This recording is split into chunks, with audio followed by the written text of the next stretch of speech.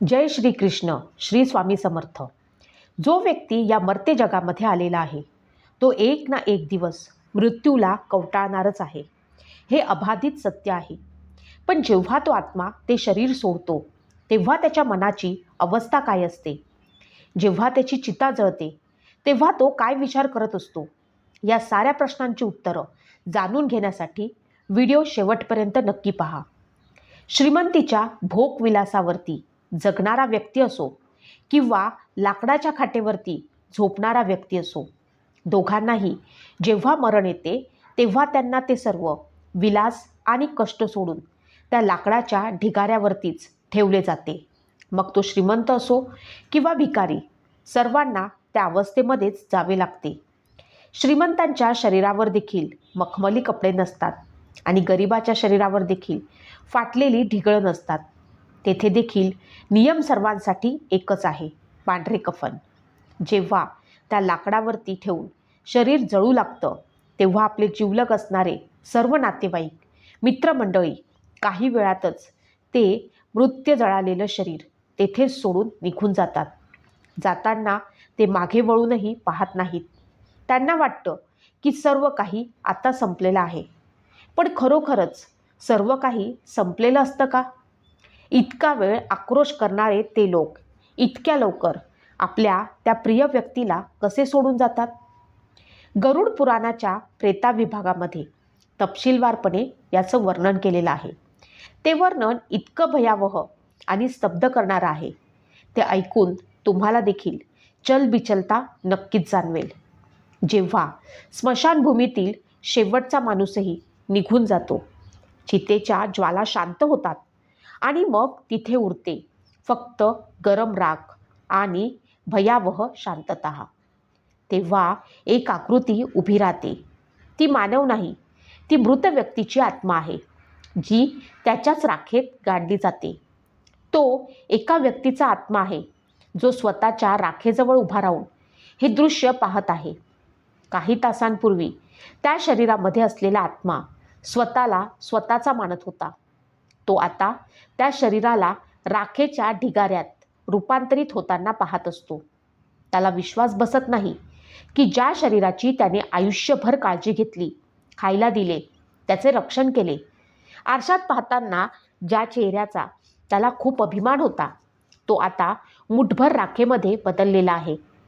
गरुड पुराणामध्ये असे म्हटले आहे की अंत्यसंस्कारानंतरचा 1 तास आत्म्यासाठी सर्वात वेदनादायक आणि भयावह आणि कठीण असतो. हा तो काळ असतो जेव्हा आत्म्याला पहिल्यांदा जाणवतं की तो आता या भौतिक जगाचा भाग नाही.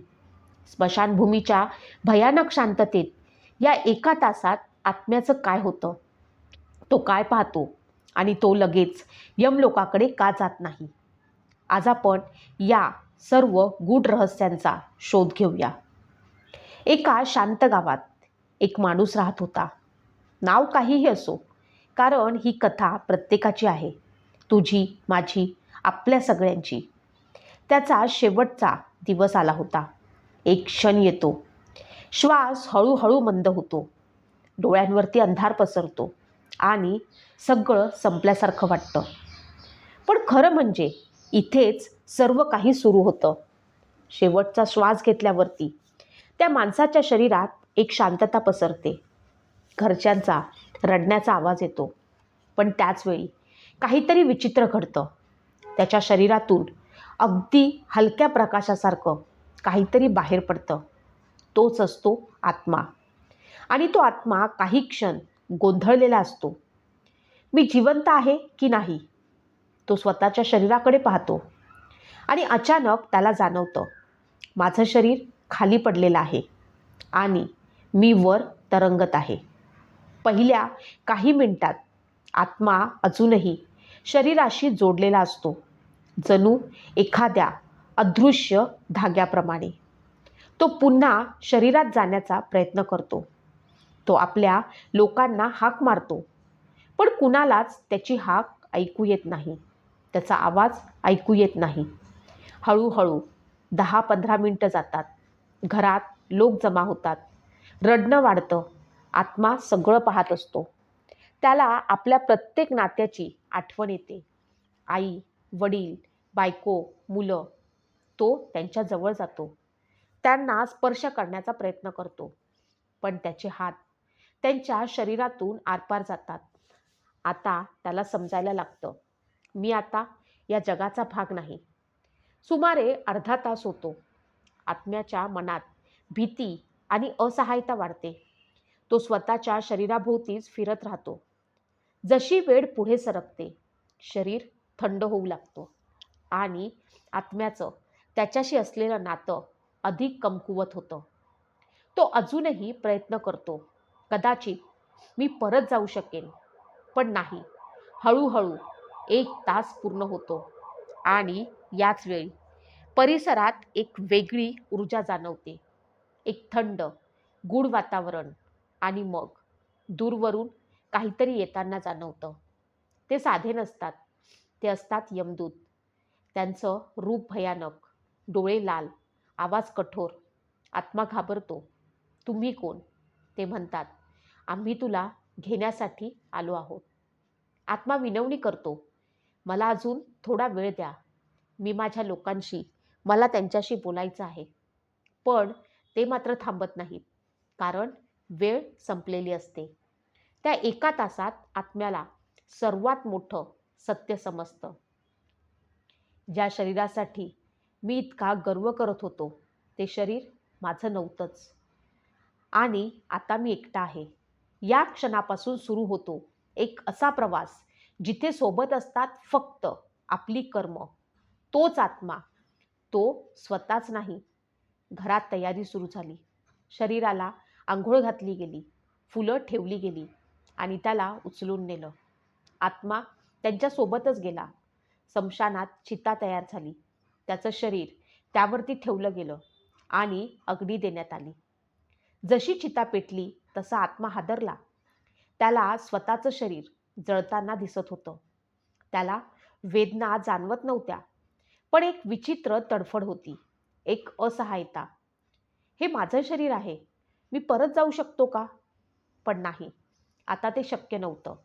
आणि त्याच वेळी अचानक वातावरण बदललं. थंड वारा वाहू लागला. एक विचित्र भीती पसरली. चल, वेळ झाली आहे. आत्मा घाबरला. मी कुठे जाऊ? आत्मा म्हणाला, तुझ्या कर्मांच्या फळाकडे. आणि यमदूत आत्म्याला घेऊन प्रवास सुरू करतात. हा प्रवास सोपा नसतो. तो 13 दिवसांचा असतो. पण त्या 13 दिवसात आत्म्याला आयुष्यभराचं सत्य दिसणार असतं.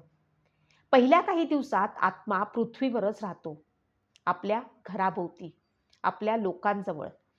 तो पाहतो त्याच्या कुटुंबाची अवस्था, त्यांची दुःख, त्यांचे विधी.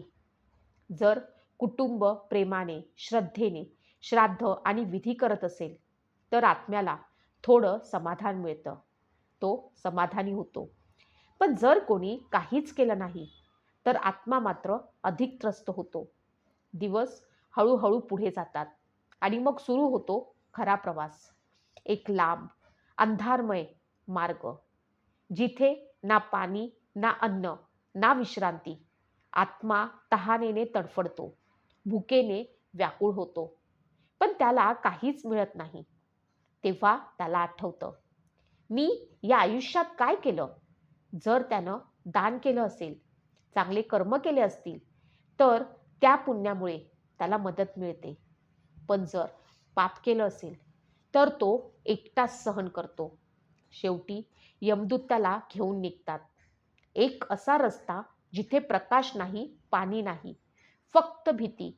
रस्त्यात त्याला दिसतात इतर आत्मे, कोणी रडत, कोणी ओरडत, कोणी स्वतःच्या पापांची शिक्षा भोगत. जसा तो पुढे जातो, त्याला वेगवेगळे नरक दिसतात. तामिस्त्र नरक. जे लोक फसवणूक करतात, विश्वासघात करतात, त्यांना अंधारात बांधून मारहाण या नरकामध्ये केली जाते. भूक आणि तहानेने त्यांना तडफडवले जाते. दुसरा असतो अंधता मिस्त्र नरक. जे आपल्या कुटुंबाला फसवतात, त्यांना पूर्णपणे अंधारात टाकलं जातं. ते वेडे होतात, त्यांचं स्वतःचं अस्तित्व हरवतात. त्यानंतर आहे रौरव नरक. जे लोक प्राण्यांना त्रास देतात त्यांना भयंकर राक्षस येथे फाडून खातात आणि पुन्हा जिवंत करून तीच शिक्षा दिली जाते. कुंभीपाक नरक. जे निर्दयी असतात त्यांना उकळत्या तेलात टाकलं जातं आणि ते पुन्हा पुन्हा जळतात. अशी पत्रवन नरक. जे धर्माचा अपमान करतात त्यांना तलवारीच्या पानांच्या जंगलात धावायला लावलं जातं. प्रत्येक पाऊल म्हणजे जखम. शुकरमुख नरक. जे लोक अन्यायानं लोकांना उगाचच त्रास देतात त्यांना जनावरांसारखं चिरडलं जातं. आत्मा हे सगळं पाहतो आणि त्याच्या मनात एकच विचार आता येऊ लागतो, मी काय काय केलं. आत्मा पोहोचतो यमलोकात. तिथे बसलेले असतात न्यायाचे देव यमराज. त्यांच्या बाजूला असतो एक ग्रंथ ज्यात लिहिलं असतं प्रत्येक कर्म, प्रत्येक विचार. तो ग्रंथ सांभाळणारे असतात चित्रगुप्त. ते आत्म्याचं संपूर्ण आयुष्य वाचून दाखवतात. एकही गोष्ट लपलेली नसते. आत्मा आता थरथर कापतो. चित्रगुप्त वाचायला सुरुवात करतात. तू इथे चांगलं केलं, पण इथे तू चुकीचं केलं. आत्मा शांत उभा राहतो, कारण आता काहीच बदलता येत नाही. शेवटी यमदूत निर्णय देतात. जर पाप जास्त असेल तर नरक, पुण्य जास्त असेल तर स्वर्ग. पण दोन्ही पण फक्त असतात तात्पुरते. पुन्हा जन्म. शेवटी आत्म्याला पुन्हा जन्म घ्यावा लागतो त्याच्या कर्मानुसार. तो मग घेतो कधी माणूस, कधी प्राणी, कधी श्रीमंत, कधी गरीब. आणि पुन्हा सुरू होतं जन्म, मृत्यू आणि कर्माचं चक्र. ही कथा नाही, हा इशारा आहे. आज तू जे करतोस तेच उद्या तुझ्यासमोर उभं राहणार आहे. पैसा, संपत्ती, नाव काहीही सोबत येत नाही. फक्त तुझी कर्म आपल्या सोबत येतात. म्हणूनच आजपासून विचार करा, कारण एक दिवस नाही, शेवटी प्रत्येक आत्म्याला पुन्हा जन्म घ्यावा लागतो त्याच्या कर्मानुसार. त्याला नवीन शरीर मिळतं आणि पुन्हा सुरू होतं जन्म आणि मृत्यूचं चक्र.